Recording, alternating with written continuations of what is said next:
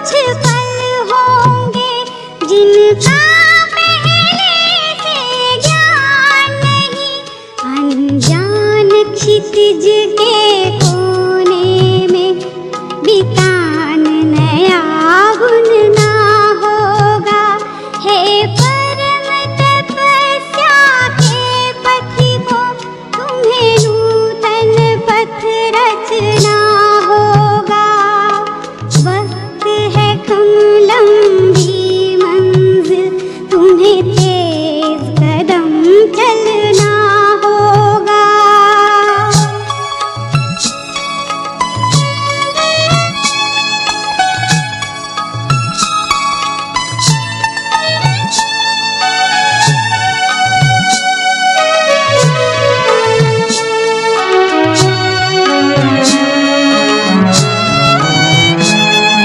साधन के और सुविधाओं की शैया में ना सो जाना, माया के प्रलोभन प्यारे हैं, इनके वश में ना हो जाना।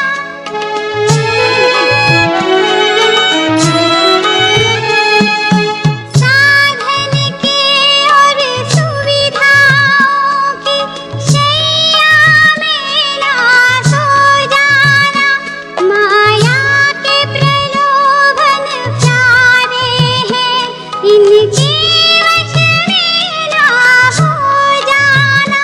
तुम्हें सतत साधना के उन्नत चोटी पे चढ़ गलना होगा। हे परम तपस्या के पथिकों, तुम्हें नूतन पथ रचना होगा। वक्त है कम लंबी मंजिल, तुम्हें तेज कदम चलना होगा।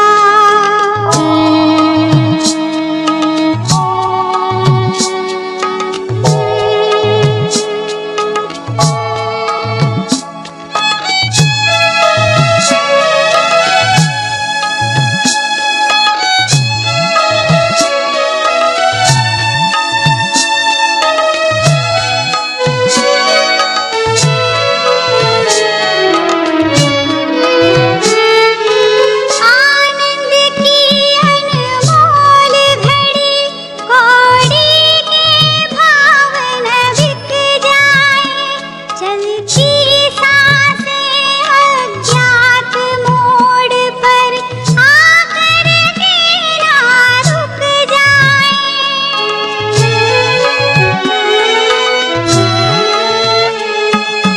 आनंद की अनमोल घड़ी कौड़ी के भाव न बिक जाए, चलती सांसें अज्ञात मोड़ पर आकर के ना रुक जाए। हो सफल तपस्या इसके हित, प्रभु पलकों में पलना। ओम शांति। ये सभी प्रेम से बोलेंगे, ओम शांति।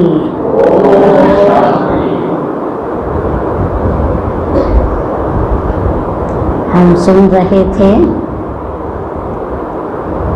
वक्त कम है और मंजिल हमारी दूर है, तो क्या होगा? हमें तेज कदम चलना होगा। लौकिक में भी देखते हैं ना, कहीं दूर जाना है, समय आपके पास थोड़ा सा ही है, वो थोड़े टाइम में वहाँ तक पहुँचना है। कभी कभी ऑफिस में जाने की बात भी ऐसी हो जाती है, तो क्या करते हैं, कितना तेज तेज तेज चलना शुरू करते हैं ताकि थोड़े से समय में हम अपने वहाँ मंजिल तक पहुँच जाएं। तो बाबा ने समय प्रति समय हम बच्चों को ये इशारे दिए हैं। संकेत तो बाबा देते ही रहते हैं कि बच्चे अभी, और अब तो हम कहें कि ज्ञानी तो क्या, अज्ञानी आत्माएं भी विश्वास करने लगी हैं कि दुनिया का जो समय बहुत थोड़ा सा बचा है। तो विनाश कहते हैं, तो विनाश का समय वो समीप देख रहे हैं, सभी देख रहे हैं। तो समय का भी ये इशारा है और समय का भी ये संकेत है। समय भी आपको कह रहा है कि अपने पुरुषार्थ की गति को तेज करो। तो पुरुषार्थ की गति को अर्थात परिवर्तन की गति को, पुरुषार्थ का मतलब होता परिवर्तन, अपने परिवर्तन की गति को तेज करें। तो हमारे तीव्र पुरुषार्थ के 3 पहलू हैं, ज्ञान, ध्यान और सावधान। ये 3 पहलू पर हमारा तीव्र पुरुषार्थ आधारित है और ये तीनों ही बातों में हमारे चारों विषय की पढ़ाई आ जाती है। दुनिया में आज तक किसी ने ये नहीं कहा कि जिनकी तुम पूजा करते हो, जिन देवी देवताओं की तुम पूजा करते हो, वैसा तुम बन भी सकते हो। आज तक कहा किसी ने? कोई पंडित ने कहा, कोई गुरु महात्मा ने कहा कि तुम खुद भी बन सकते हो ऐसा? किसी ने नहीं कहा।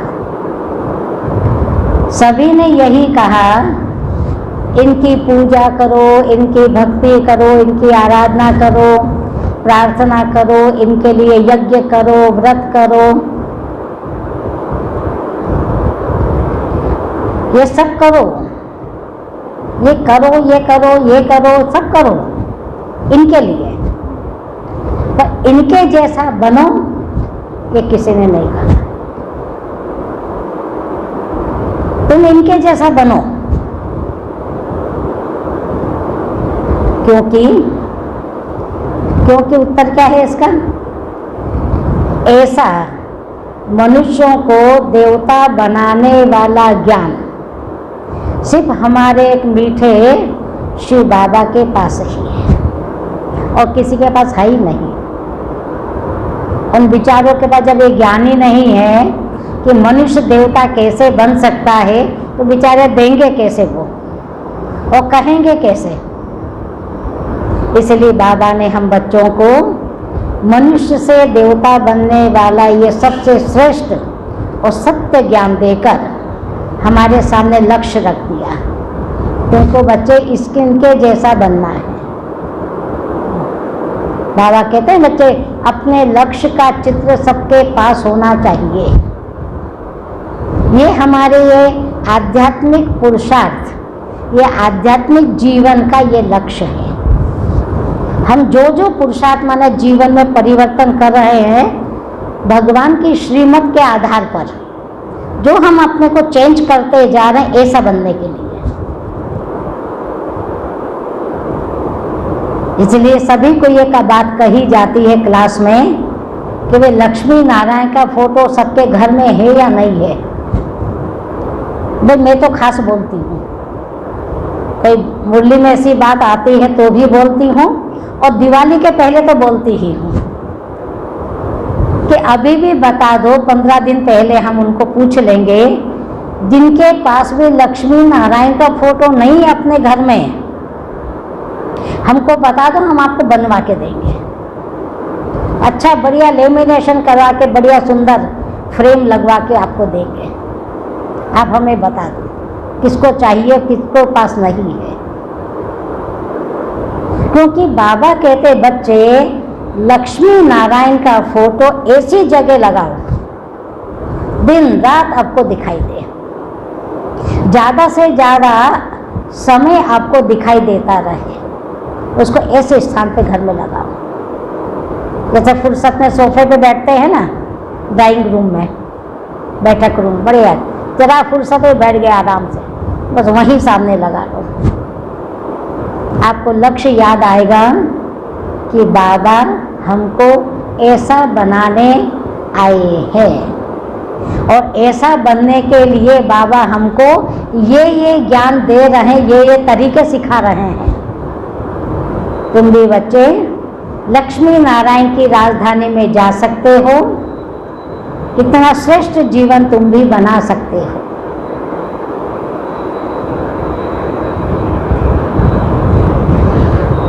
तो बाबा ने हम बच्चों को कहा है, बच्चे लक्ष्य तो बहुत ऊंचा बाबा ने दे दिया, लेकिन पुरुषार्थ भी तो इतना ऊंचा आपको करना होगा। पढ़ाई जितनी ऊंची डिग्री वाली होती है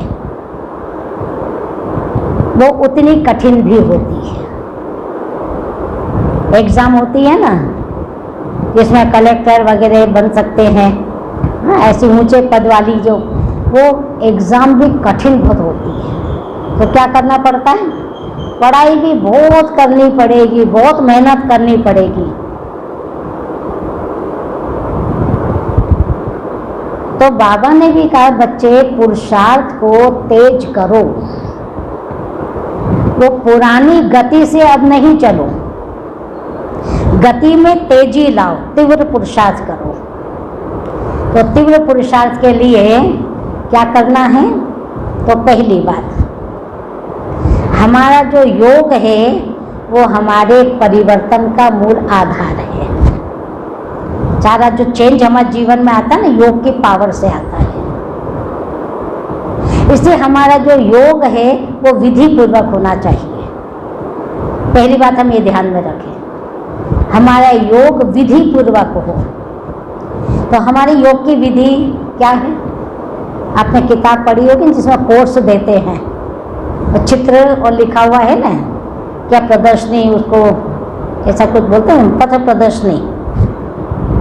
उसमें जब योग का टॉपिक किसी को सुनाते हैं, योग के विषय पे जब कोर्स में उनको बताते हैं, तो बताते देखो भाई हमारे जो राजयोग है ना, जो शिव बाबा ने सिखाया है, उसकी विधि ये है और उसका आधार ये है और उससे प्राप्तियां ये है। 3-4 चित्र हैं वो, एक योग की विधि का है, एक योग का आधार है, फाउंडेशन योग का, और तीसरा है योग से प्राप्तियां।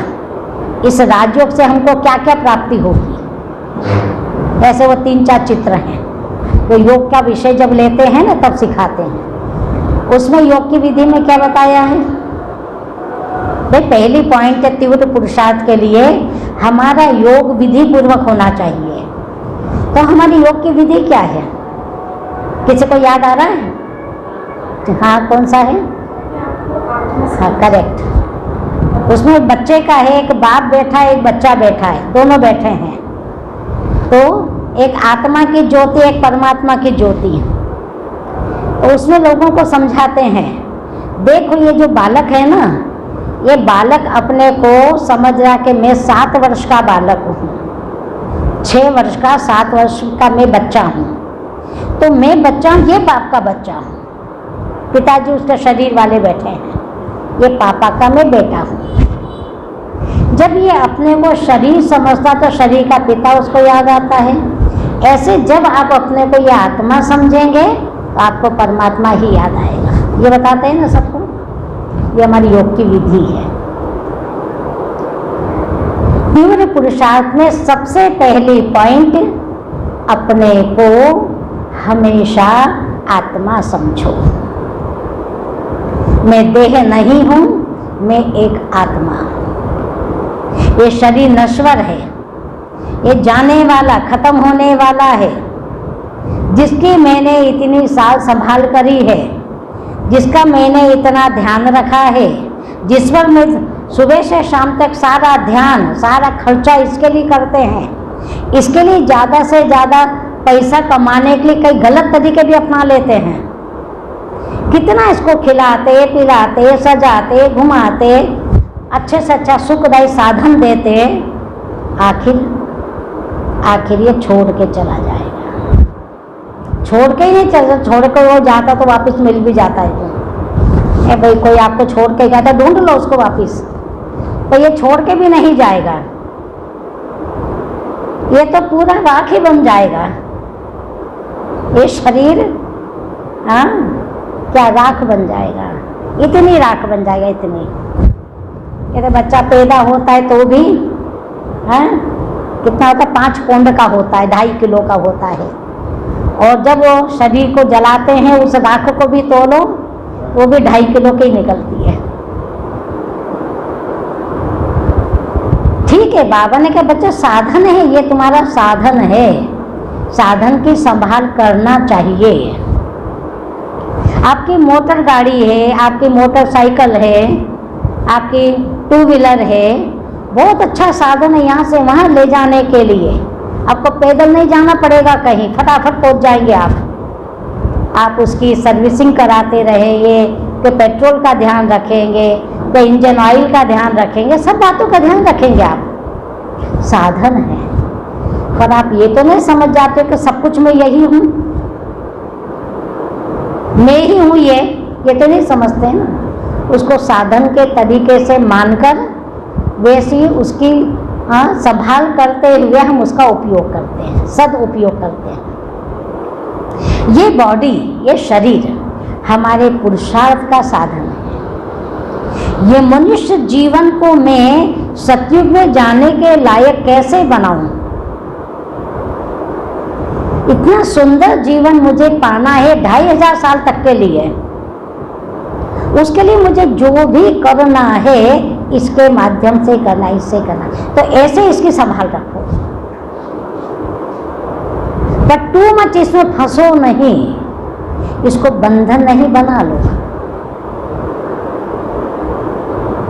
तो हम जब अपने को ज़्यादा से ज़्यादा कि मैं चैतन्य, अजर, अमर, अविनाशी आत्मा हूँ, वो नहीं मरती, वो राख नहीं बनती है आत्मा, वो जलेगी नहीं, वो अजर अमर है, और वही मैं हूँ,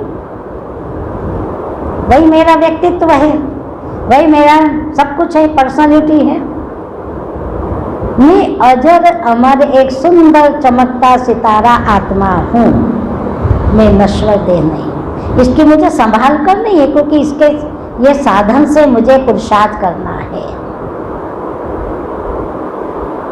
इस विधि से हम जब योग करते हैं, ये विधि अपने को आत्मा समझने वाली, हमारे पुरुषार्थ में तेजी आती है, अपने आप तेजी आती है। मम्मा से एक बार पूछा गया कि मम्मा तीव्र पुरुषार्थ के लिए हमें क्या करना चाहिए। हम चाहते हैं हमारा पुरुषार्थ हम तेज करें, मम्मा जैसे आपने अभी बताया क्लास में कि पुरुषार्थ में गति लाओ, तेजी लाओ, तो बाबा मम्मा हम क्या करें।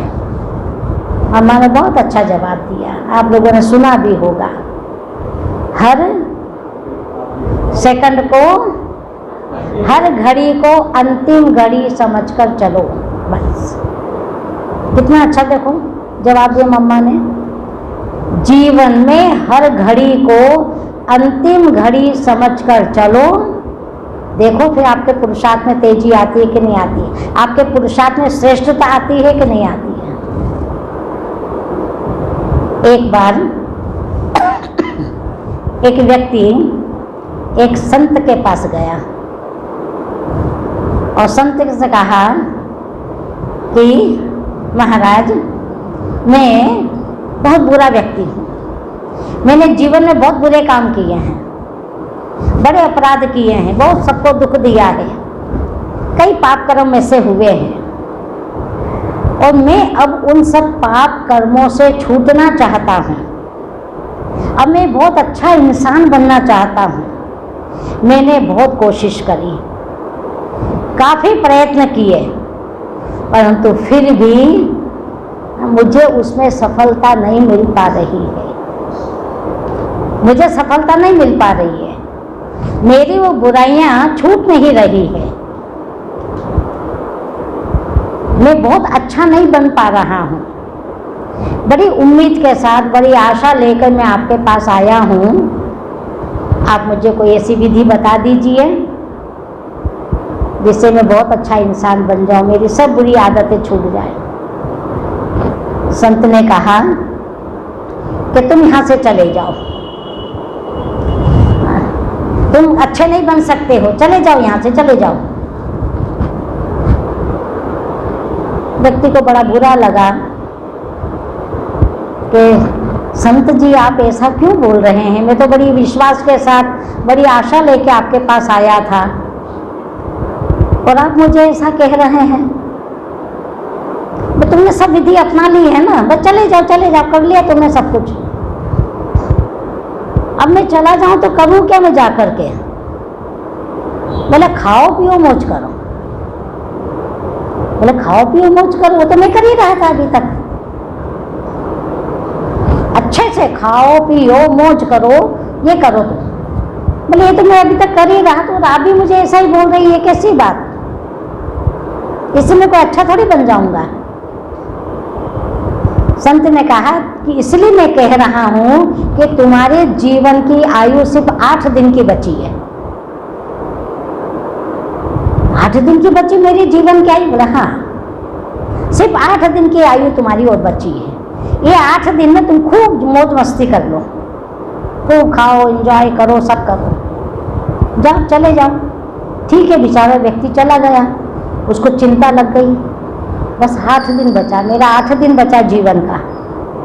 अब गया वो, बस एक से एक अच्छे काम किए उसने, सबको सुख दिया, सबसे प्रेम से व्यवहार किया, सबसे माफ़ी मांगी, जिससे कोई भी दिल दुखाया उसने, जिसका भी बुरा किया, सबसे बहुत हाथ जोड़ करके पैर पड़ के उसने सबसे माफ़ी मांगी और बहुत दान पुण्य किया गरीबों को, सब गरीब दान किया, पुण्य किया, ये किया, वो किया, सब अच्छे से अच्छे काम किया। अपना एक एक मिनट उसने सफल किया, एक एक मिनट। जो भी टाइम मिलता मंदिर में जाता, भजन करता, भगवान से प्रार्थना करता, भगवान की आराधना करता है, गरीबों को खाना खिला, मैं सब अच्छे से अच्छे काम किया उसने। एक दिन निकला, अच्छा भैया 2 दिन बच, अब 3 दिन निकल गए, 8 दिन में से अब 5 दिन बचे हैं, अब 1 दिन और निकल गया, तो हाँ इतने दिन बचे, अब 4 ही दिन बचे, अब 2 ही दिन बचे। अब उसको एक एक दिन वो गिनता जाए, लास्ट दिन बस ये आज का दिन हो रहे, बस आखिरी मेरे पास। वो ज़्यादा से ज़्यादा अच्छा, ज़्यादा सोई भी नहीं, वो नींद भी नहीं निकाले, बस भगवान का ध्यान करे, सबसे माफ़ी मांगे, सबसे बहुत अच्छे से बोले, सबसे अच्छा व्यवहार, अच्छे से अच्छा, एक से एक अच्छा काम किया उसने। अब 8वां दिन भी निकल गया, अरे भैया आज आखिरी दिन भी मेरा तो पूरा हो गया, मेरी तो मृत्यु आई नहीं। फिर अगला दिन 9वां दिन चालू हो गया, संत के पास गया वो कि संत जी ये क्या, आपने तो 8 दिन की आयु बची है, आज तो 9वां दिन चालू हो गया है, मेरी मृत्यु तो हुई नहीं। अच्छा बोले ये पहले बताओ तुमने ये 8 दिन किया क्या क्या, क्या क्या किया तुमने 8 दिन?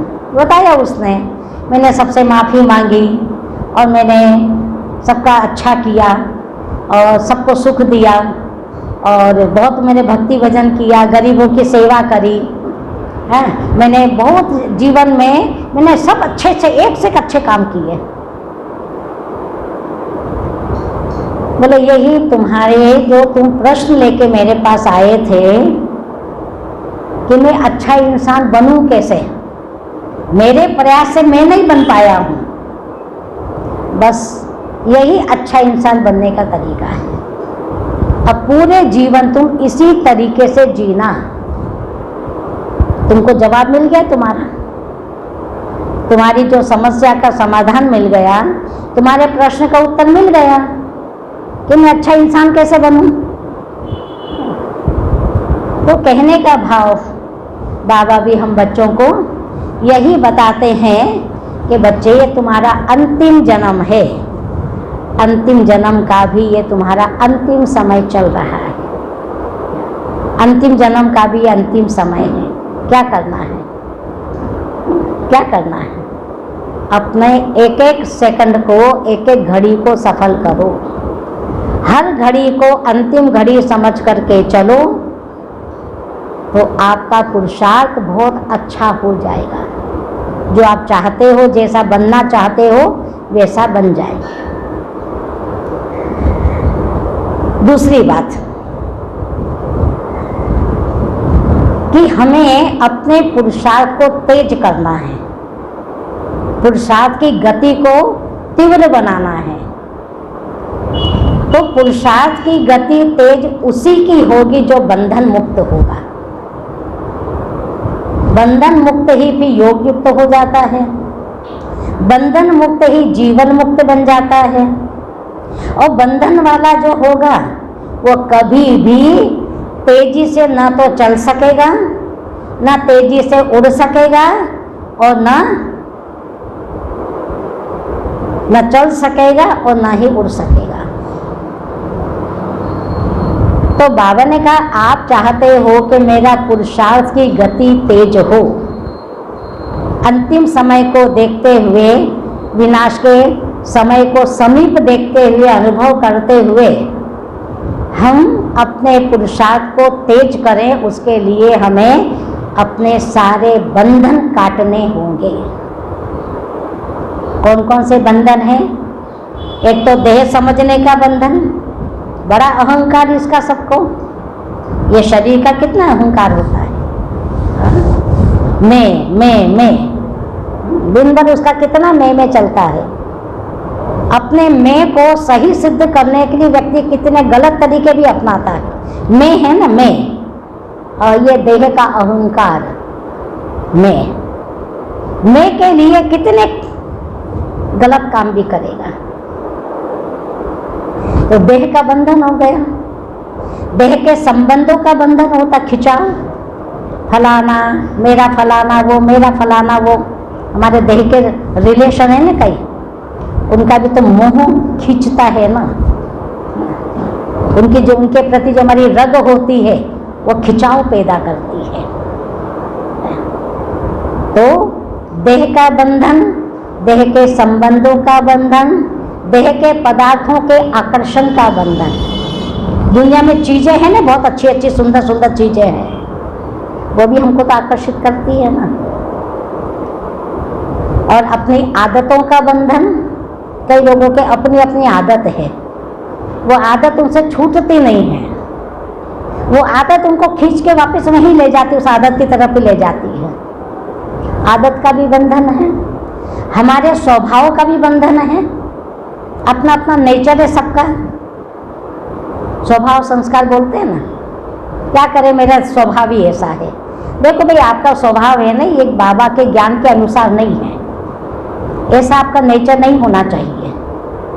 क्या करें बहन जी, मजबूर है हम चाहते हैं, गलत है ये, मेरा स्वभाव ऐसा नहीं होना चाहिए। देवता बनने के लिए ये बात गलत है, फिर भी हम वैसे स्वभाव में ही चलते हैं। वो भी एक बंधन, स्वभाव का बंधन, आदत का बंधन, अपने पुराने संस्कारों का बंधन। कितने बंधन है हमारे, बहुत बंधन है।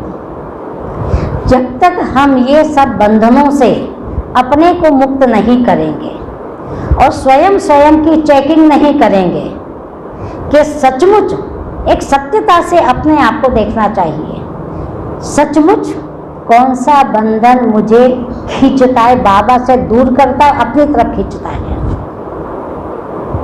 बाबा से दूर करके वो अपनी तरफ मुझे खींचता है, कौन सा बंधन है। वो स्वयं की चेकिंग। सबके बंधन अलग अलग है, सबके बंधन एक जैसे नहीं है। कोई ज्यादा खींचता है, कोई थोड़ा कम खींचता है। जैसे पिंजरे में पक्षी है और कितना वो उड़ना चाहता, स्वतंत्र होना चाहता, उड़ नहीं सकता, वो बंधन है। फट पड़ा रहा है, तड़फ रहा है, पर बेचारा बाहर नहीं निकल पा रहा क्योंकि बंधन में है, जकड़ा हुआ है पिंजरे के अंदर। गाय को एक खूंटे से बांध दो, 3 मीटर 4 मीटर 5 मीटर की उसकी रस्सी है, बस वो वहीं तक जाएगी, 5 मीटर तक, उसके आगे नहीं बढ़ सकेगी, उसके आगे नहीं जा सकेगी, क्योंकि वो बंधी हुई है रस्सी से। इसी प्रकार से हमारा जीवन भी ये बंधनों में से किसी में भी जकड़ा होगा, बंधा हुआ होगा, मजबूर होगा, उसका गुलाम होगा। क्या करें, मजबूर हैं, अपनी आदत से मजबूर है, ऐसा कहते हैं ना, हम अपने स्वभाव से मजबूर हैं। आप हमको कितनी भी अच्छी तरह से समझाते पर हमारे अंदर नहीं जाती वो बात, हम मजबूर हैं। ये बंधन है, ये बंधन अपनी चेकिंग खुद करो। अगर तीव्र पुरुषार्थ करना है, समय की समीपता को देखते हुए पुरुषार्थ को तेजी लाना है पुरुषार्थ में, तो अपने को बंधन मुक्त करना ही होगा। बंधन मुक्त ही योग युक्त बनेगा और योग युक्त आत्मा जीवन में जीवन मुक्ति का अनुभव करती है। जैसे राजा जनक की बात आती है, राजा होते हुए, अपना राज्य चलाते हुए उन्होंने अपने को कितना अच्छा बंधन मुक्त कर दिया था। कौन सा ज्ञान मिला था उनको बंधन मुक्त करने का? मैं देह नहीं हूँ, दुनिया में सब कुछ विनाशी है, धन विनाशी है, संबंधी विनाशी है, वस्तुएं विनाशी है, ये शरीर विनाशी है, जो कुछ मैं हूँ अजर अमर, वो एक ज्योति बिंदु आत्मा। बस जब ये ज्ञान उनको अष्टावक्र से मिल गया था, उसी दिन से वो अपने को सिर्फ आत्मा समझे कि मैं शरीर नहीं अखाते, बाकी मैं कुछ भी नहीं। और ऐसी स्थिति में रहकर उन्होंने अपना राज्य चलाया, एक संत बन करके, एक नष्टो मोहा बनकर, एक बंधन मुक्त बनकर, उपराम होकर के अपना इतना अच्छा शासन चलाया। राजा जनक के राज्य में कोई दुखी नहीं था, बहुत संतुष्ट थे, क्योंकि राजा स्वयं इतना अच्छा था। तो राजा ने अपने जीवन में राज्य चलाते हुए जीते जी जीवन मुक्ति का अनुभव कर लिया था। जीवन मुक्ति क्या होती है? ऐसे ही हमारे ब्रह्मा बाबा ने भी, जब उनको ये लक्ष्य मिला कि तुम्हारी संपूर्ण स्थिति ये है, गुलजा दादी ने जब संदेश में कहा, बाबा मैंने आपके जैसा बाबा ऊपर एक और देखा, बाबा को आश्चर्य लगा कि मेरे जैसा ऊपर बाबा कहाँ से आ गए, मैं तो यहाँ हूँ, मधुबन में हूँ। तो ब्रह्मा बाबा समझ गए कि शिव बाबा को मेरे को इशारा दे रहे हैं, शिव बाबा को मेरे प्रति कोई इशारा है। तो बच्ची को कहा, बच्ची फिर तुम जाओ और वो बाबा से पूछ के आओ कि तुम कौन हो, हमारे साथ नीचे भी तो बाबा है, और फिर आप दूसरे कौन से बाबा हो? ब्रह्मा बाबा तो हमारे साथ में है नीचे। तो फिर संदेश में गुलजा दादी क्या लेके आई, क्या संदेश लेके आई, क्या संदेश लेके आई? बाबा वो आपका, उसने कहा मैं ब्रह्मा का संपूर्ण रूप हूँ, ब्रह्मा का मैं संपूर्ण रूप हूँ। अच्छा बच्चे, ठीक है, तुमको उसमें मेरे में क्या अंतर दिखाई दिया? बाबा वो जो बाबा था ना, वो लाइट का था, लाइट का, बड़ा चमकीला, बहुत ही सुंदर। तो क्या मैं इतना सुंदर नहीं हूँ क्या? बोला नहीं बाबा, वो बहुत सुंदर बाबा था, आपका ही रूप था वो, पर वो लाइट का था, बहुत खूबसूरत था, तुम लाइट है, हड्डी मांस का नहीं दिख रहा, तो लाइट का था।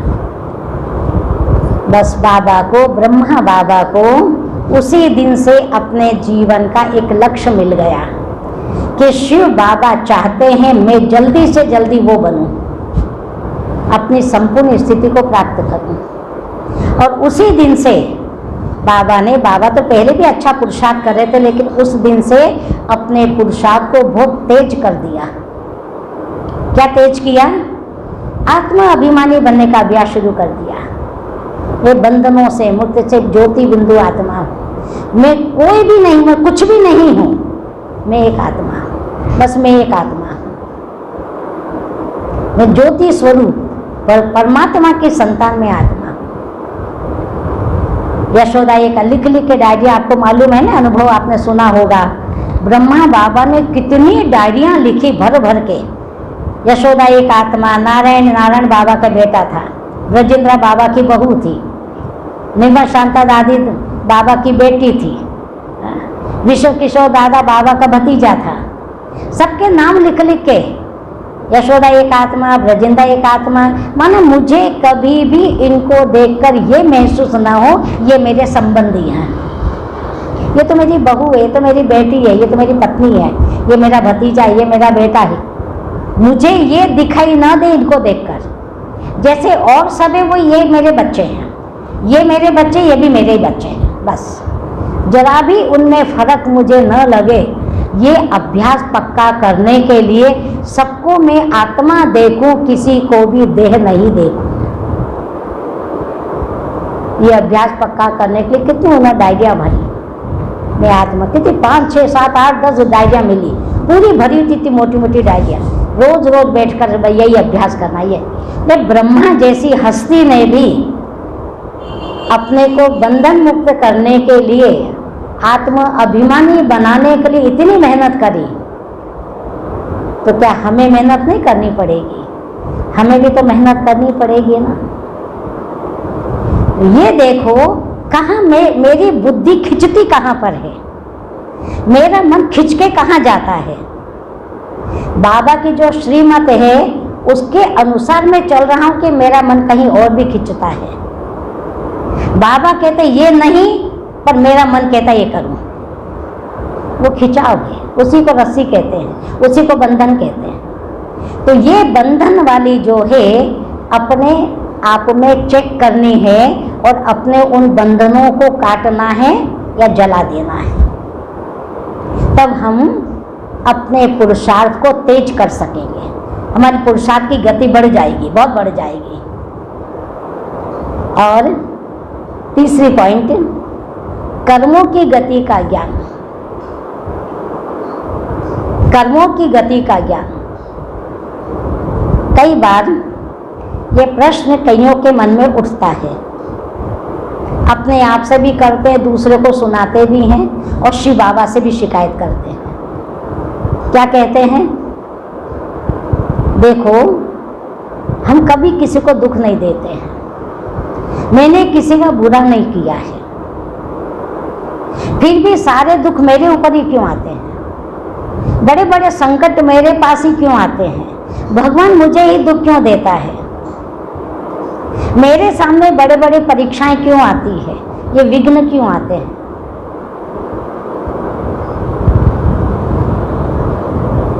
बाबा ने कहा, बाबा ने इसका जवाब, बच्चे तुम जो अच्छा कर रहे हो ना, अच्छा कर रहे हो, जो भी अच्छा कर रहे हो, तुम कह रहे हो ना मैंने तो सब अच्छा ही किया है, मैंने तो भला ही किया है, कभी किसी का बुरा नहीं किया है, मेरे साथ भी बुरा क्यों हो रहा है?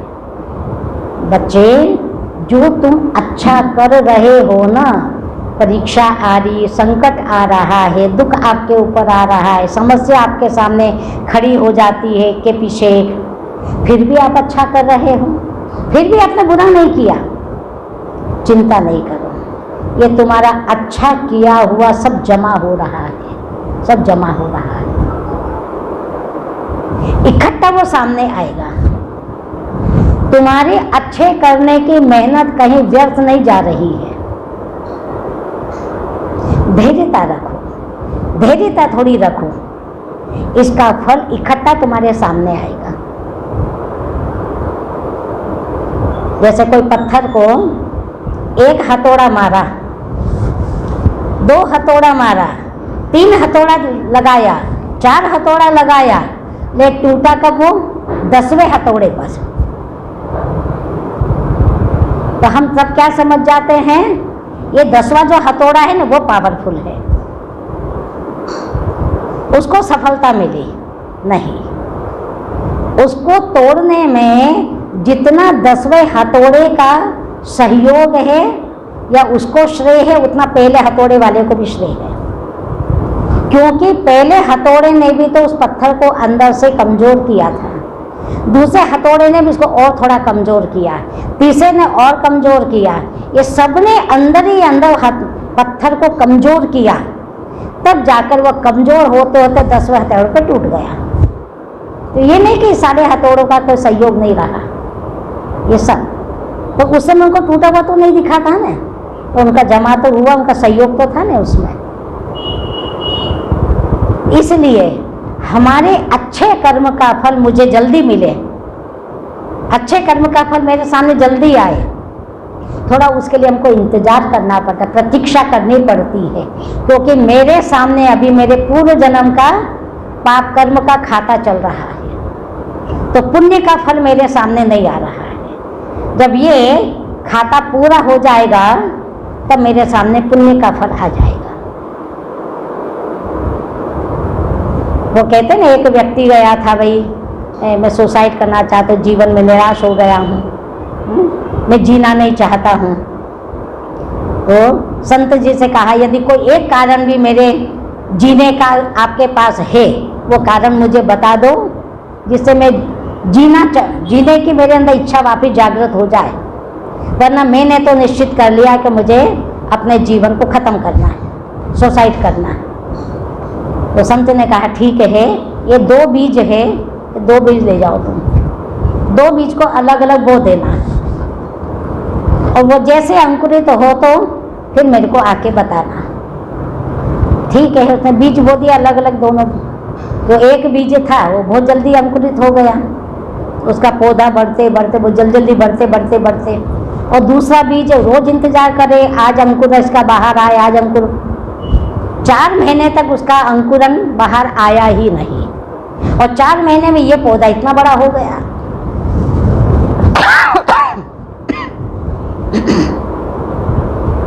संत के पास गया कि वो जो दूसरा बीज है उसका तो अंकुरन ही नहीं आ रहा, इसका आ रहा है। बोले ध्यान रखो, धैर्यता रखो और धैर्यता रखो। ठीक है, चला गया। थोड़े समय के बाद में, 4 महीने के बाद में, उसका एक छोटा सा अंकुरन फूटा, और धीरे धीरे बढ़ते बढ़ते फिर वो थोड़ा बढ़ते बढ़ते इतना स्पीड से बढ़ने लगा वो कि पहले वाले पौधे से भी ऊंचा हो गया। तो वास्तव में ऐसा क्यों? धैर्यता 6 महीने के बाद में उसके सामने फल आया ना, अंकुरन हुआ। 6 महीने बहुत बड़ा हो गया, पर इतना तेजी से बढ़ा, उससे भी बड़ा हो गया। तो ऐसे ही हमारे कर्म, क्योंकि 6 महीने तक उसने क्या किया, दूसरे बीज ने अपनी जड़ को अंदर ही अंदर मजबूत किया, बाहर नहीं आया वो, अंदर ही अंदर उसने बहुत मजबूत बनाया खुद को, ताकि आंधी तूफान से भी वृक्ष को नुकसान न हो जाए, मुझे नुकसान न पहुंचे। बड़े बड़े आंधी तूफान में भी मैं मजबूत खड़ा रहूं, इतना उसने अपने को अंदर ही अंदर मजबूत किया। उसके बाद वो फिर बाहर आया, मजबूत बनकर बाहर आया। ऐसे ही हमें भी कभी कभी ये संकल्प बहुत चलते हैं और हमारा पुरुषार्थ एकदम ठंडा हो जाता है, बहुत धीमा हो जाता है। हमें कर्मों की गति को कभी भूलना नहीं चाहिए। हर कर्म का फल एक न एक दिन आपके सामने आएगा ही। काफी दिनों तक आपने उसको छिपा के रखा, दबा रहा, आपका कर्म दबा रहा, और एक दिन देखो बाहर आ गया। क्योंकि कर्म की गुह्य गति को जानना ये ज्ञानी लोगों की विशेषता है। हम बाबा के ज्ञानी योगी बच्चे हैं, हमें कर्म और उसका फल, इसलिए कोई भी मुख से बोलो, सोच के बोलो। मैं जो आज मुंह से बोल रहा हूँ इसका मेरा हिसाब तो नहीं बन जाएगा।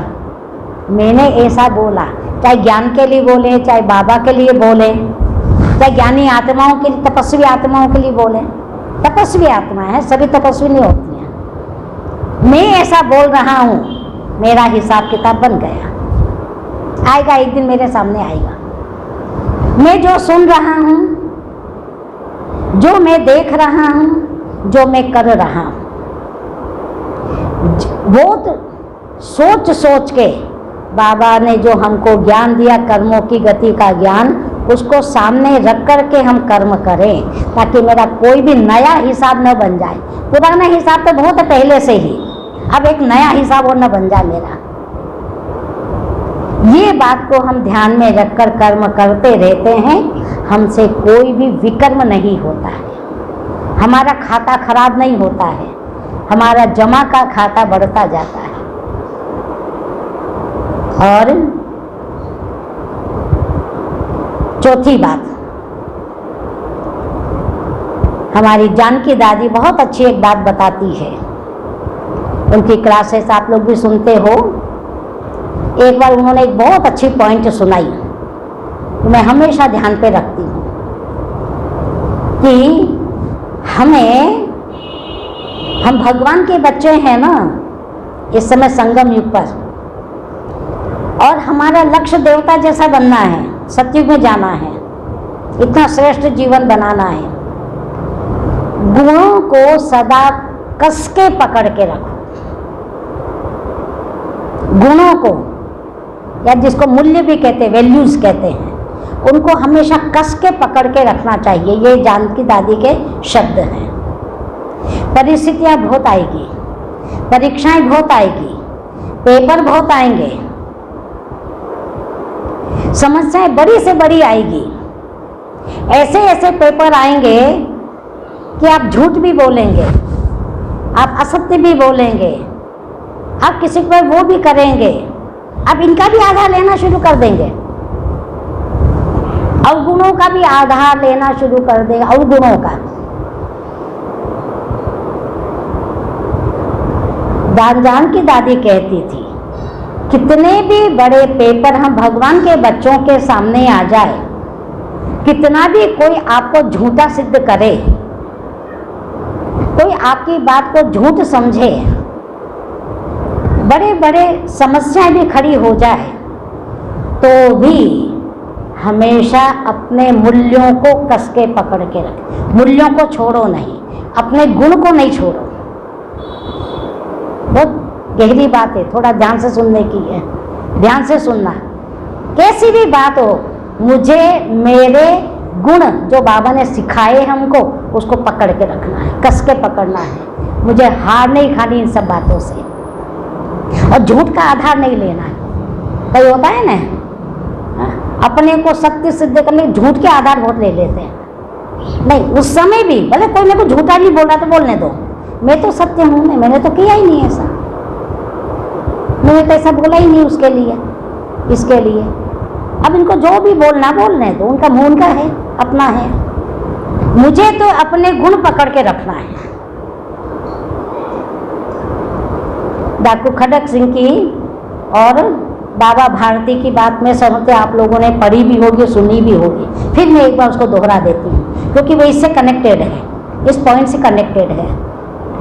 आपको पता है बाबा भारती बहुत अच्छे संत जैसे व्यक्ति थे, वो सदाचारी। और जो डाकू खड़क सिंह उस समय का बड़ा नामी ग्रामी डाकू था, तो बाबा भारती के पास एक बहुत सुंदर घोड़ा था, बहुत सुंदर घोड़ा, बड़ा मजबूत घोड़ा, बहुत लायक, गुणवान, उनमें भी गुण होते हैं। डाकू खड़क सिंह की निगाह उसके ऊपर, घोड़े के ऊपर थी, कैसे भी करके बाबा भारती का घोड़ा मैं हासिल कर लूं। तो समझ नहीं पा रहा था कि मैं कैसे लूं, वो तरीका नहीं बना पा रहा था लेने का। उसने एक तरीका अपनाया कि ऐसे तो मैं ये घोड़ा हासिल नहीं कर सकूंगा, बाबा भारती को प्रिय बहुत है, तो मुझे, मैं मांगने जाऊंगा तो मुझे देंगे भी नहीं, क्योंकि मैं डाकू हूँ। उसने क्या तरीका अपनाया, तो वो एक अपाहिज भिखारी है, अपाहिज हो जाते हैं चलने फिरने से लाचार, अपाहिज का वेश धारण करके सड़क के किनारे पे बैठ गया। उसको मालूम है इतनी बजे बाबा भारती यहाँ से निकलने वाले हैं। बाबा भारती अपने घोड़े पे बैठकर वहाँ से निकले, अपाहिज को बोला। अपाहिज ने अपनी भाषा में, जैसे अपाहिज लोग बोलते हैं, मैं अपाहिज हूँ, मेरे को इतनी दूर वहाँ जाना है, मैं चल फिर नहीं सकता हूँ, मेरी मदद करो आप। बाबा भारती तो बड़े दयालु थे, बहुत ही दयालु थे। उन्होंने देखा ये लाचार व्यक्ति है, अपाहिज है, इसकी मदद मेरे को करनी चाहिए। उसकी मदद करने के लिए वो उतर गए अपने घोड़े से और घोड़े पे उसको बिठा दिया। और खुद घोड़े की लगाम लेकर के ऐसे पैदल पैदल चलने लगे कि थोड़ी दूर उसको छोड़ना है, वहाँ तक इसको बिठा के मैं ले जाऊँ, छोड़ दूँ। अब जैसे 5-6 कदम चले होंगे कि खड़ग सिंह जो अपाहिज था, घोड़े पे बैठा था, उसने जोर से झटका लगाया। जोर से घोड़े को झटका लगाया तो बाबा भारती के हाथ की लगाम छूट गई और वो स्पीड से घोड़े को भगाता हुआ आगे ले गया। तो जैसे ही वो लगाम छूटी और उसने भगाना शुरू कर दिया तो बाबा भारती समझ गए ये डाकू खड़ग सिंह है। फिर भी उन्होंने जोर से आवाज़ लगा के कहा कि खड़ग सिंह, तुम मेरी एक बात सुनते हुए जाओ, बेशक ले जाओ तुम घोड़ा, पर मेरी एक बात सुनते हुए जाओ। हाँ, क्या कहना चाहते हो? डाकू ने बोला, क्या कहना चाहते हो? थोड़ा उसने स्पीड कम करी। ये आज की जो घटना है ना, इसको ये बात किसी को बताना मत, ये किसी को वरना लोग अपाहिज के ऊपर से विश्वास करना छोड़ देंगे, उनकी मदद, उनकी सेवा करना छोड़ देंगे। कोई भी अपाहिज की सेवा नहीं करेगा, उस पर विश्वास नहीं करेगा। इसे ये घटना का वर्णन किसी से करना मत, भले बेशक ले जाओ तुम घोड़ा। ठीक है, घोड़ा लेके चला गया। बाबा भारती वापस लौट, बड़े निश्चिंत भाव से वापस लौट के अपनी कुटिया में आ गए और बड़े निश्चिंत होकर के सो गए। कोई चिंता नहीं, कोई हो हल्ला नहीं किया, कोई उसकी रिपोर्ट नहीं की, कोई भला बुरा उसको नहीं बोला। बड़े निश्चिंत होकर अपने कुटिया में सो गए। अब देखो, एक व्यक्ति अपनी प्रिय चीज को खोकर के भी निश्चिंत होकर शांति की नींद में सो रहा है, बड़ा निश्चिंत चिंता रहित नींद में आराम से सो रहा है, इतनी प्रिय चीज को खोकर के भी। और दूसरा, इतनी बढ़िया चीज को पाकर के भी पूरी रात सो नहीं पाया, क्योंकि पूरी रात उसके कान में वही वही आवाज़ गूंजती रही। इसका वर्णन किसी से करना मत, ये बात किसी को बताना मत, वरना लोग अपाहिज के ऊपर से विश्वास करना छोड़ देंगे, उनकी कोई सेवा नहीं करेगा। कान में यही यही आवाज़ गूंजती रही। इतनी प्रिय चीज को, इतनी कीमती चीज को पाकर के भी उसको नींद नहीं आ रही है, और ये अपनी इतनी प्रिय चीज को खोकर के भी बड़े आराम से सो रहा है। तब फिर वही डाकू खड़ग सिंह सुबह जल्दी 4 बजे 5 बजे अंधेरे में ही घोड़ा लाया और उनके अस्तबल में बांध के चला गया, बाबा भारती के। इसको कहते हैं मूल्य भी सुरक्षित और वस्तु भी सुरक्षित। देखो, मूल्य भी नहीं छूटे उसके बाबा भारती के, गुस्सा नहीं हुआ, उसको भला बुरा नहीं कहा, उसकी रिपोर्ट नहीं करी, उसको सजा नहीं दी। मूल्य भी सुरक्षित और चीज भी सुरक्षित मिल गई उनको। इसलिए हमेशा दादी कहती है, कुछ भी बात हो जाए जीवन में, कुछ भी हो, कैसी भी बात हो, हमेशा अपने गुणों को पकड़ के रखो, गुणों पे कायम रहो।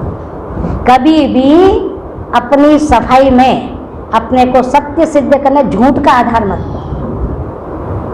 झूठ बोल के अपने को सिद्ध करना हम सत्य हैं नहीं। अपने गुण, हमेशा गुण में रहो। कोई बात नहीं, आज आपको सहन करना पड़ रहा है, समाना पड़ रहा है, तो इसका फल बड़ा मीठा है।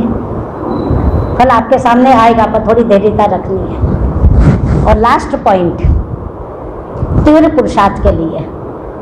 तीव्र पुरुषार्थ की बात बताए, गुण सुरक्षित रखो, क्योंकि जब हमारे गुण को, प्रिय चीज छूट जाती है, प्रिय चीज गुम जाती है, हमसे दूर चली जाती है, बहुत हमारा पुरुषार्थ ढीला हो जाता है, हमारी अवस्था एकदम बिगड़ जाती है ना। उसकी पॉइंट ये वाली है। और आखिरी बात है कि हमें छोटे छोटे पुण्य के ऊपर भी ध्यान देना चाहिए। छोटे छोटे पुण्य है, कभी कभी बड़े बड़े नहीं, तो छोटे छोटे पुण्य भी करते रहो।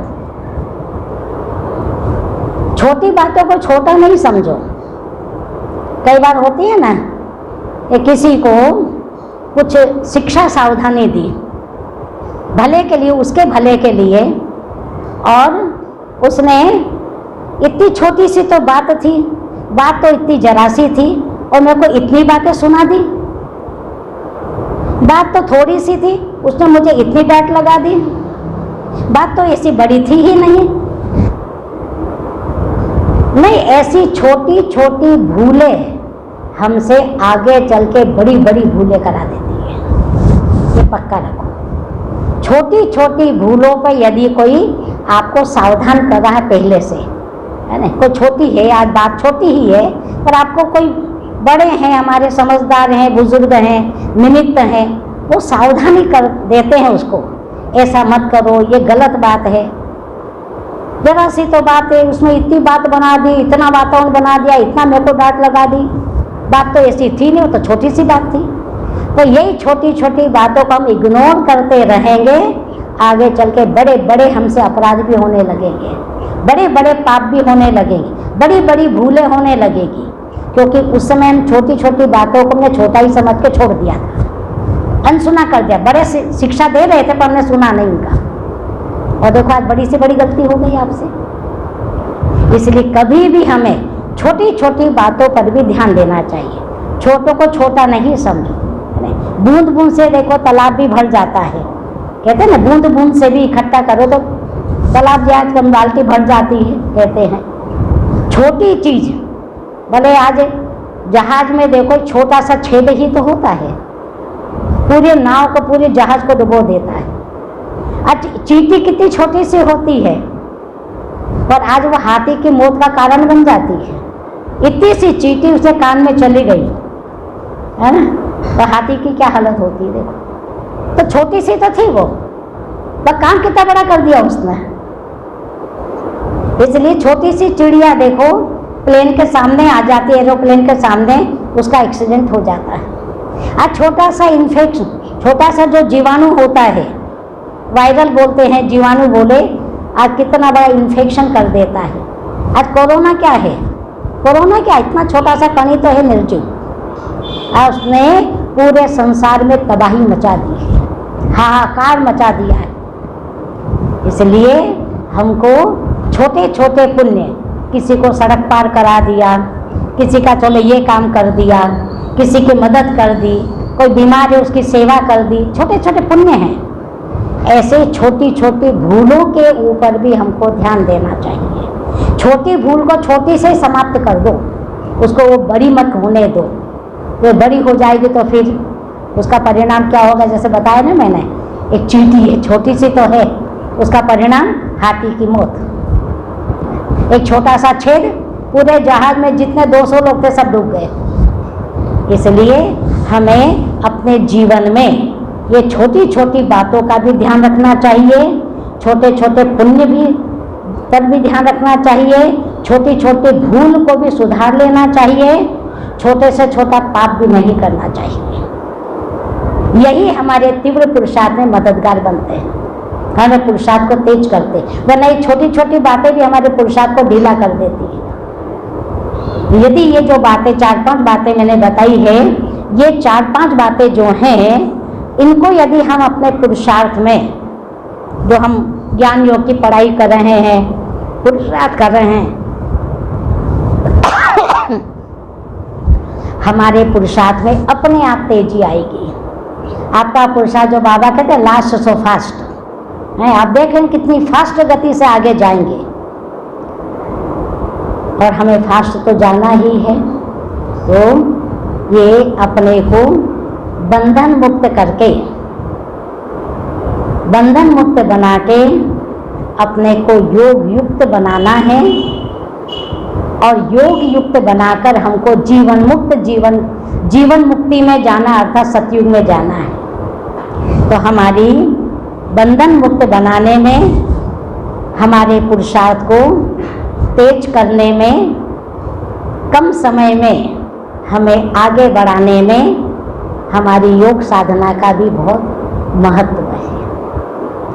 तो अभी हम सुना, आपने सुनी हुई बातों को अपने अंदर समाते हुए और दृढ़ संकल्प करते हुए कुछ समय हम अभी योग की ड्रिल करेंगे, अपने को बंधन मुक्त बना के बाबा के पास मन को ले जाएंगे, आत्मा को ले जाएंगे और परमात्मा के मिलन का अनुभव क्या होता है, परमात्मा के पास में जाने का अनुभव क्या होता है, परमात्मा के प्यार को पाने का अनुभव क्या होता है, कुछ समय हम वो अनुभव करें।